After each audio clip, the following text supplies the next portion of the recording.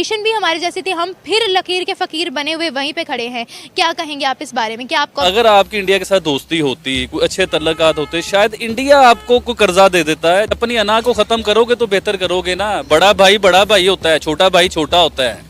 अब आप ये देखें इंडिया कितना बड़ा है, तो उसे बड़ा मान लो यार, ये बड़ा है जो है वो। तो ये जो बड़े बड़े इदारे हैं ये क्यों इतना इंडिया को अप्रिशिएट करते हैं, क्यों इंडिया के साथ बिजनेस करना पसंद करते हैं, क्या वजह है कि इंडिया अब काफ़ी अहम रोल प्ले कर सकता है दुनिया की ग्लोबल इकोनॉमी को बेहतर करने के लिए? वहाँ के अच्छे खासे उनके पास रिजर्व है और अच्छे खासे उनके पास अपॉर्चुनिटी है। IT डिपार्टमेंट जिसे हम दुश्मन कहते हैं ना, वो भी हमसे बेहतर है। दुश्मन उसे कहते हैं जो हमारे बराबर का हो, वो टक्कर के नहीं, हमारे हमसे ऊपर हैं वो। जब हमारी टक्कर पे आप भारत की बात कर रहे हैं? हाँ, मैं भारत की बात कर रहा हूँ। जब हम उनकी टक्कर पे जाएंगे ना, फिर हम उन्हें दुश्मन। हम बात करें इंडिया की, तो इंडिया में पॉलिटिकल स्टेबिलिटी है, पाकिस्तान में तो बिल्कुल भी पॉलिटिकल स्टेबिलिटी नहीं है। ऐसे ही है, जैसे ऐसे आप देखना ना, इंडिया ने आईफोन लॉन्च किया, अपना ब्रांड बनाया, उन्होंने गाड़ियाँ अपनी बना रहे हैं। टाटा अंबानी को देख लें।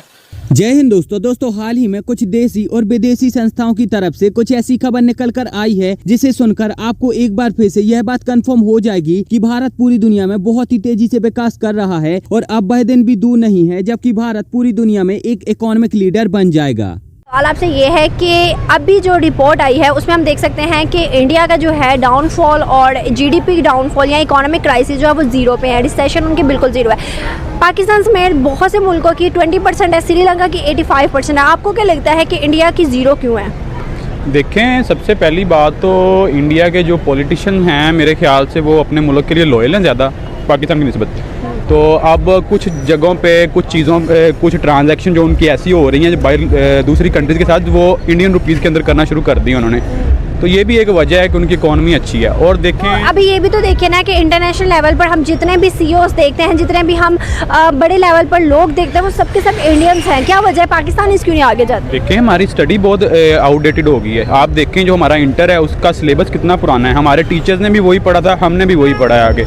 तो अपडेट ही नहीं है स्टडी में। अगर आप देखें आपकी स्टडी अपडेट नहीं है तो आप कैसे मुकाबला करेंगे बाकियों को? आपको लगता है इंडिया ने 15 साल अपने जो है स्टडी में इन्वेस्ट किया है, लेकिन हम पाकिस्तानीज कहते हैं कि ये तो बेकार है, वेस्ट है। आपको लगता है ये वेस्ट है? था बिल्कुल वेस्ट नहीं है ये देखें, ये बेसिकली ये लोग ना आपको पढ़ने नहीं देना चाहते। दरअसल हाल ही में कुछ विदेशी संस्थाओं की तरफ से ये न्यूज निकल कर आई है कि यूरोप का डाउनफॉल शुरू हो चुका है, यानी कि यूरोप की बर्बादी शुरू हो चुकी है। और यूरोप की इस बर्बादी की वजह से भारत को बहुत सारा फायदा भी होने वाला है और साथ ही साथ कुछ नुकसान भी होगा। दुनिया की चौथी सबसे बड़ी अर्थव्यवस्था और यूरोप की सबसे बड़ी अर्थव्यवस्था जर्मनी में मंदी की शुरुआत हो चुकी है और जर्मनी की ग्रोथ लगातार 6 महीने से नकारात्मक प्रदर्शन कर रही है, जिसकी वजह से जर्मनी को एक मंदी वाला देश घोषित कर दिया गया है। यूरोपियन यूनियन का तो कहना था कि यूरोप का कोई भी देश मंदी की चपेट में नहीं आएगा, लेकिन उन्होंने जो भी कहा वो सारी बातें झूठी निकली। जर्मनी के बाद यह भी बताया जा रहा है कि USA जो कि दुनिया की सबसे बड़ी अर्थव्यवस्था है और दुनिया का सबसे बड़ा कर्जे वाला देश है, उसमें भी बहुत ही जल्द मंदी की शुरुआत हो सकती है। कुछ विदेशी रिपोर्टों का ये कहना है कि आने वाले 3 से 6 महीने या फिर ज्यादा से ज्यादा 1 साल के अंदर USA में भी मंदी आकर ही रहेगी। इसके विपरीत अगर हम भारत की बात करें तो RBI ने यहाँ पर क्लियर कहा है कि हाल ही में जो IMF ने डेटा रिलीज किया था और जिसमें ये बताया गया था कि भारत इस साल 5% से लेकर 6% तक की ग्रोथ कर सकता है, भारत उस बात को गलत साबित करते हुए 7% से ज्यादा की इस साल ग्रोथ कर सकता है। इतना ही नहीं, वर्ल्ड इकोनॉमिक फोरम ने भी ये बताया है कि अगर अमेरिका जैसे देशों में भी मंदी आ जाती है तो इसका प्रभाव पूरी दुनिया पर पड़ेगा और सबसे ज्यादा इसका प्रभाव चाइना पर पड़ेगा, साथ ही साथ भारत पर भी इसका प्रभाव पड़ेगा। लेकिन भारत को इससे बहुत बड़ा फायदा भी होने वाला है,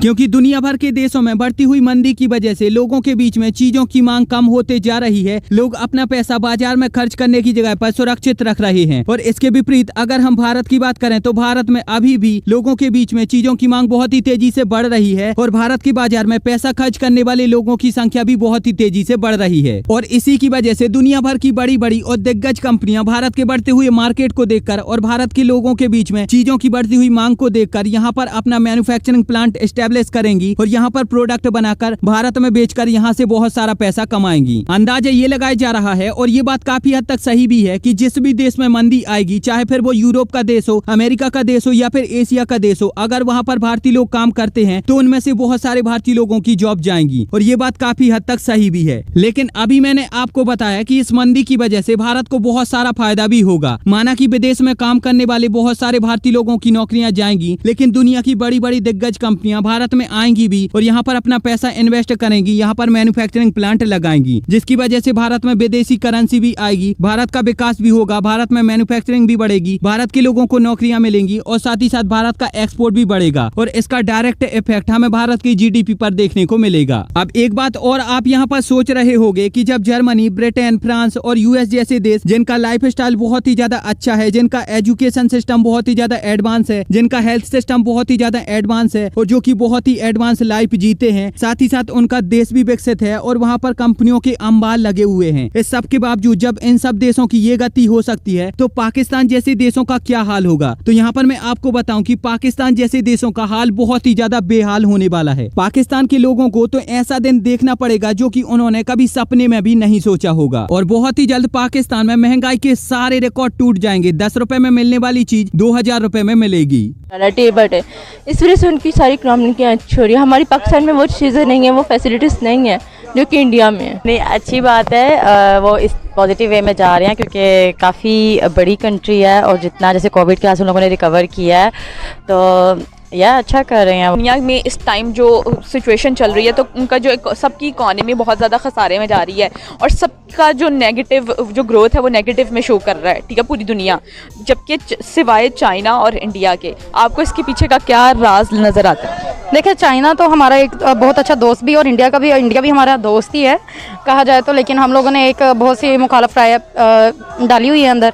तो इसमें यही है ना कि वर्किंग का है कि मुझे ऐसा फील होता है कि अगर इसमें देखा जाए ना तो कोई प्रोपेगेंडा या इस तरह की मुझे नहीं लगता कि कोई थीम यूज़ किया जा रहा है। बिकॉज मुझे ऐसा लगता है कि दोनों ही बहुत ज़्यादा ना अच्छी कंट्रीज़ हैं और डेवलपमेंट के हिसाब से काफ़ी अच्छी जा रही हैं। तो अगर वो इस चीज़ को पॉजिटिव शो कर रहे हैं तो फिर आई थिंक कि वो पॉजिटिव ही होगा और उन्होंने इतना काम किया होगा कि वो अब इसको पूरे ग्लोबल स्केल के ऊपर पॉजिटिव बता रहे हैं। ये बताएं उन्होंने ऐसा क्या किया? ऑब्वियसली जादू की छड़ी तो नहीं उन्होंने कोई चलाई कि जिसकी वजह से उनके हालात बदल गए, दिन बदल गए और सब कुछ बदल गया। किस तरीके से वो नीचे से लेके ऊपर तक चले गए और हम नीचे से नीचे गए? उन्होंने मेहनत की है स्टेप बाय स्टेप। वो पबजी उन्होंने बैन की, रातों रात उनके डेवलपमेंट में पबजी बना के यूं फेंकी है, ठीक है। टिकटॉक वहाँ पे बैन हुआ, उन्होंने यूं टिकटॉक बना के फेंका है। हमारे तो कोई बना भी ले, जिस तरह आपको मैंने बताया टैलेंट, वो तो पकड़ के उसको अंदर डाल दे, तो कौन बनाएगा इस तरह?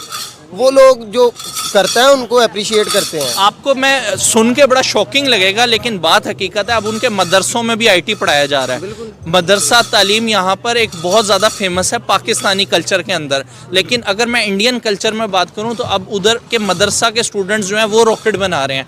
मतलब आप ये इमेजिन करें, जो उनका स्पेस प्रोग्राम है वो 350 सैटेलाइट्स अब तक लॉन्च कर चुका है। हम अभी भी पता नहीं क्यों, कब जागेंगे हम? असल में मैं समझ। खैर, यूरोप की इस बर्बादी पर आपका क्या कहना है? साथ ही साथ भारत इतनी तेजी से विकास कर रहा है, इस पर भी आपका क्या कहना है? आप अपनी प्रतिक्रिया हमें नीचे कमेंट में जरूर बताइए और अगर आपको ये वीडियो अच्छी लगी है तो प्लीज इस चैनल को सब्सक्राइब करके बेल आइकन भी दबा लीजिए।